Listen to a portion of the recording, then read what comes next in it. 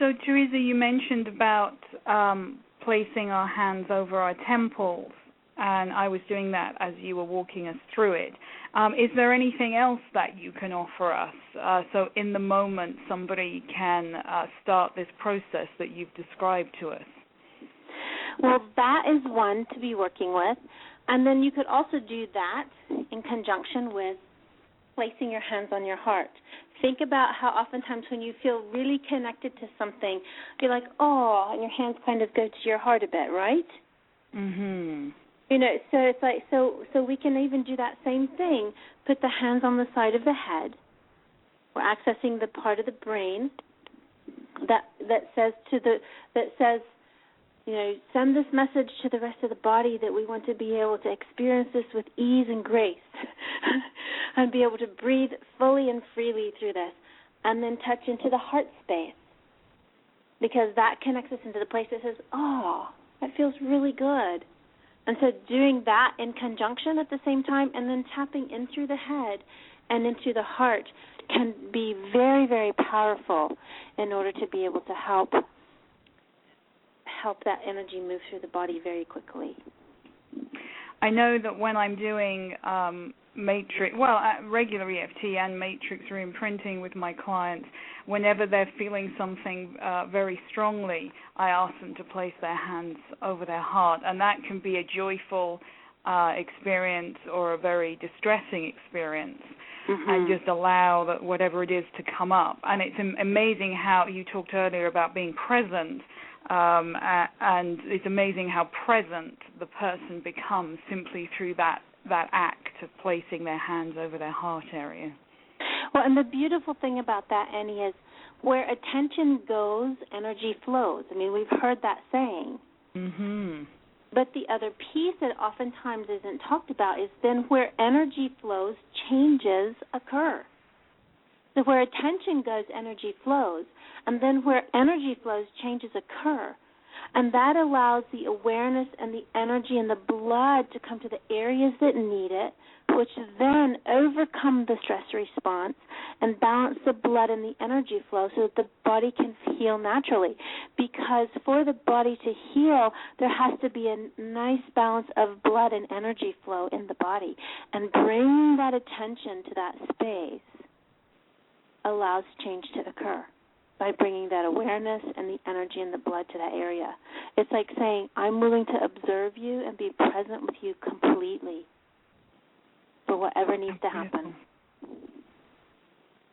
So I wondered if you could take us through the healing that you did with me a couple of weeks ago, because you came to stay, and as it happened, which appears to be a lot of the time whenever I see you, Teresa, I did something to my lower back, and it totally seized up and was incredibly painful to sit, although actually standing up or lying were much more comfortable. And you and I were about to attend a 4-day workshop, so I was very anxious about feeling uncomfortable. And you took me through a process, and I'm really excited for everybody listening to really understand the depth of your work.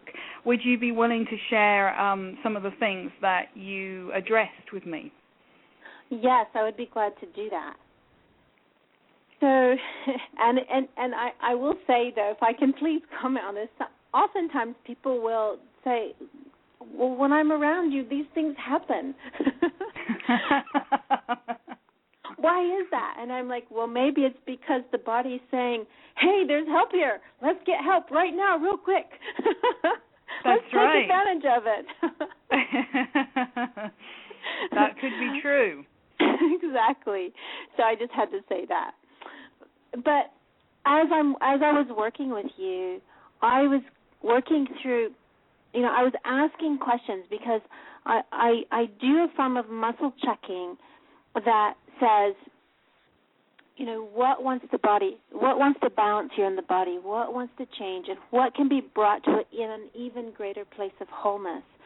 So basically what I was doing is I was asking, okay, what wants to be balanced? And the questions that I ask are based on what I call 5 different areas. So one is the organs and the meridians because a lot of the work I do comes from a Chinese medicine background as well. So are there any organs here that are influencing what is not appearing as whole that could come into a greater state of balance, and maybe the meridians that connect with it? Asking that question, and then from there moving into, are there emotions that need to be balanced? Are there memories or beliefs that need to be cleared? Is there any aspect of the mind that needs to feel safe or come into a greater state of wholeness? And is there a way that this person can feel more connected to oneness, the 0 point field, the place where all wholeness, where there is only wholeness, where we don't see the wounding, we only see and experience wholeness. And so that's like the second area of questioning that I do. And the third area has to do with the energies in our environment, and which could include chakras, or our environment could not only be internal, but it could be external. It could even be the place we live in or the people that we surround ourselves with. Mm-hmm. It could actually be as simple as electronics that we are in front of all the time, or it could be something that we've purchased that has an energetic imprint from somebody else because it belonged to somebody else. It's not new. So external could be anything. And so I'm questioning, is there anything in the external environment that this body-mind needs to be balanced to? Is there anything within the elements, based on Chinese medicine, that this person needs to be balanced to? And, their whole energetic field, their external energetic field as well as their internal energetic field. And then asking about, do parts of the brain need to be balanced? Or is there a part of the body that needs to be unwound because it's gotten torqued or constricted in a particular way? Or does an aspect of the body need to be updated? Does it need to be updated like, when we're working programs in the computer, we oftentimes have to have the software updated for it to perform better. And the body's the same way. Sometimes we need to update our genetic code a bit to be able to remember things in a different way and to experience things in a different way. And really looking at, or is there something around, the immune function or the hydration levels of the body, or does this person just need to allow themselves to heal? Do they need to give themselves permission to heal? Or is there something among the senses that need to be balanced, or any of the body systems or fluids or joints? So as I was working with you, these were the questions I was asking. And as I got a yes, this needs to be balanced, then I would say, okay, is there anything else related to that needs to be balanced? Well, yes. Does anything else related to that need to be balanced? Well, yes. Is there anything else, or is this something to go ahead and tap on? And so when there's a final yes, we need to start tapping. Then tapping on the head and the heart tells the brain, okay, pay attention to these areas that just want more balance, that need more balance. Let all of the proprioceptors pay attention to that and begin to change the neurological response in that area. And then the tapping on the heart tells the rest of the body to save it, because it's saying to the blood, all this frequency that's been changed throughout the brain activity that's being sent to these areas of the body, store it in the body so that it remembers. Store it so that it remembers. It's like pressing the save button on your computer. And the blood actually, we think of the nervous system as what informs all the cells, but actually the blood itself also informs the cells. And so when we're tapping on the head, we're accessing that part of the nervous system. When we tap on the heart, we're getting the blood online. So we're saying not only the energy, but the blood, because the movement of the blood and the composition of the blood and all aspects of the blood influence our healing as well. And so I always ask a series of questions that lead me specifically into what needs to happen and in what order to help bring this person into a greater state of balance.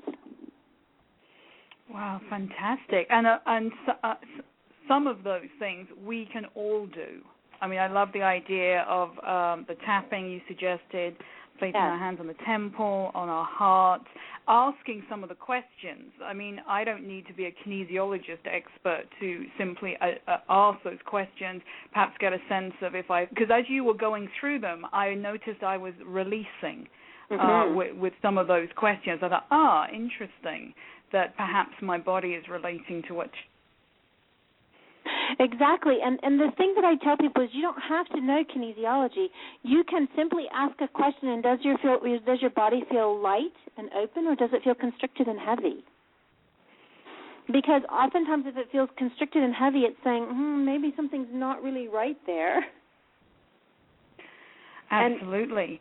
And so if I'm asking a question and the body's in resistance to it, well, then maybe I can just look at it and ask it, can it come into a better place of balance? And it can simply be the way that you are in relationship with somebody, and you don't really know why. Because sometimes we shut down around certain people and we don't really know why, but maybe they've reminded us of somebody or something that we're not consciously aware of. But you could even just take a look at that person and say, and if you feel the constriction in your body, where do you feel the constriction? Place your hand there and say, how can I in my body be in a place where I'm at ease and feel, in a place of peace around this person? And just tap into that. And that can, and as you're tapping, just let that question run through, and the body can automatically begin to be open. And you may never have to even understand why you were feeling that way. That's the beauty of this work. We don't, and in the trauma resolution that I work with, sometimes you don't have to have the memory. Your body has forgotten. Your conscious mind has forgotten it for a reason, whether your body has or not. We can simply make the changes in the body so that your conscious mind doesn't have to be re-traumatized. Sometimes it's important to have the memory again so that you can work through another level of it, but oftentimes it's not necessary.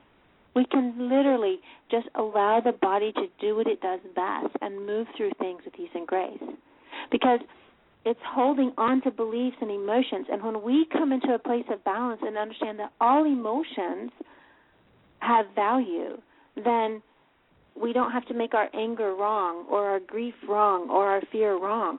All those things are there because they're there to help us, move towards even greater wholeness.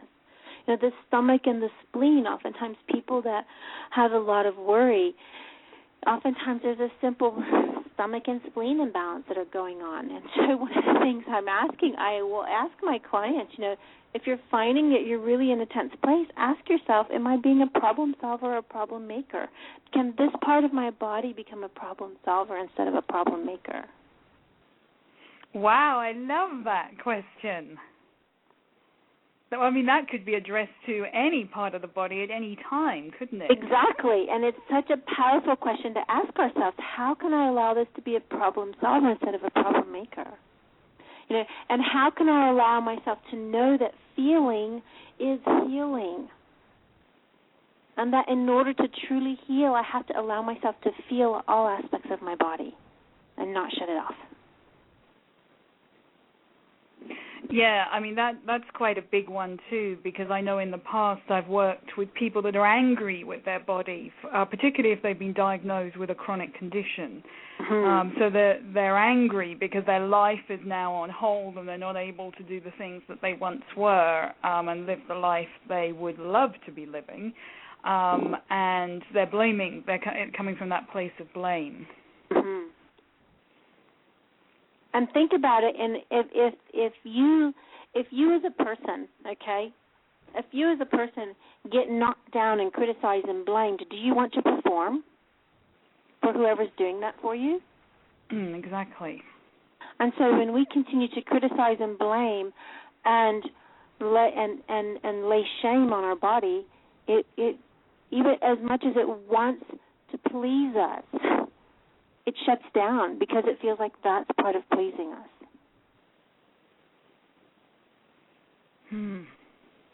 So the more criticism that we have, they say attitude is everything. There is something about attitude, and it's not about being Miss Pollyanna, but it is really about saying, okay, how can I be kind to my body today? What is one thing that I can do today to listen to it?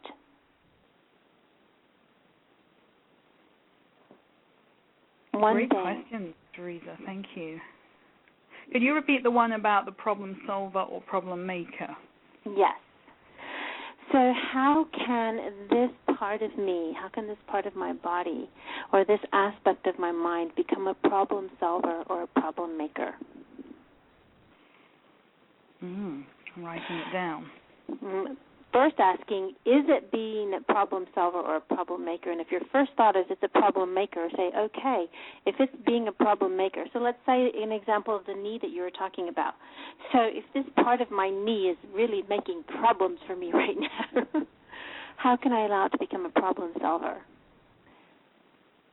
And then what automatically will want to come up is, maybe I need to slow down a bit. Maybe I need to look at where I can be a little bit more flexible in my life. Maybe I need to look at where I'm a little bit afraid. You know, who knows what question might come out of that? But if we really give our bodies permission to be the problem solver, the answers always come, always. Beautiful. Thank you so much, Teresa. Now, we are coming to the end of the show. And I just wondered, you've just given us a whole wealth of information there, but is there anything, if you were to summarize everything we've discussed, if there's one thing that the people who are listening today can take away with them, what would that be? The big thing is to trust the wisdom of the body. And every day, give yourself at least 1 to 3 minutes to just feel in and say, what am I feeling today? What are the different, feel into one area of your body. Feel into it and say, what am I feeling, and how can I feel it even more? And if you find yourself only feeling the places of pain, then say, okay, so I'm feeling pain. What does this pain have to share with me? So that would be one thing. And then if you can find things that aren't just about the pain, then allow yourself to really make note of that and celebrate that.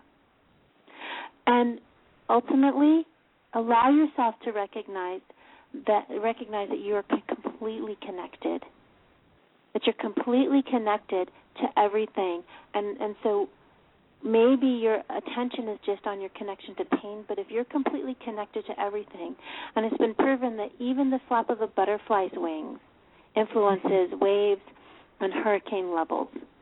And if we're that deeply connected, then how can I connect into a place where I feel whole? And allow yourself to be open-hearted. Because the place of being open-hearted, when you're in your heart, the healing energy of the heart is added to whatever technique is being done, whatever healer that you're seeing, and even if you're working with yourself. When you're truly in your heart, the heart energy field communicates healing intent naturally. So staying in the heart and staying connected. Fabulous. Thank you so much. And how can we get in contact with you? I would contact me. There's 2 ways. One would be via email, and that is Teresa Lea at intouchinlife.com. Or you are welcome to call me at 336-623-9138. Please visit my website. We're having a new welcome to the website gift for subscribing that's coming up very soon in the next couple of days. So I was hoping that it would be up by today, but it wasn't. So in the next couple of days it should be up. But I'd love to have the opportunity to share more of this valuable work with you and your guests so that they can see how they can really listen to their bodies in a way that allows them to heal themselves. Thank you, Teresa. Remind us of your site again with that extra bit at the end. It's intouchinlife.com/new site, NEWSITE, and then /. Beautiful. And if you're Googling Teresa or you're going to email her, please know that her surname is Lea, which is Lea. Yes, and if you do get the old site, go ahead. There's a place on there to sign up on my e-zine, and you'll automatically get directed to the new site right after that. Fantastic. Thank you so much, Teresa. Thank you for your time and energy today and sharing your work with us. There are so many layers to this, and your skills and gifts are quite extraordinary. So thank you for giving us your time today. Thank you, Annabel. I'm really happy to have been here, and it's been a pure pleasure. Oh, fantastic.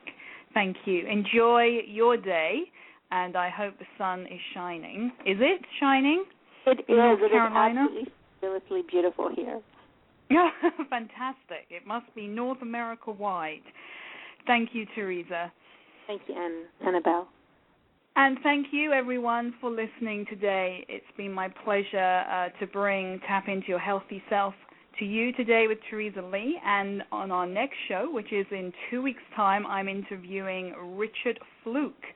And as you may know, Richard is the author of Why Am I Sick? And he has a background in NLP, hypnotherapy, timeline therapy, and probably most best known from his work in meta-medicine. And he has now created a new technique called Advanced Clearing Energetics. And he draws on all his modalities, all his backgrounds to talk to us about what Advanced Clearing Energetics is.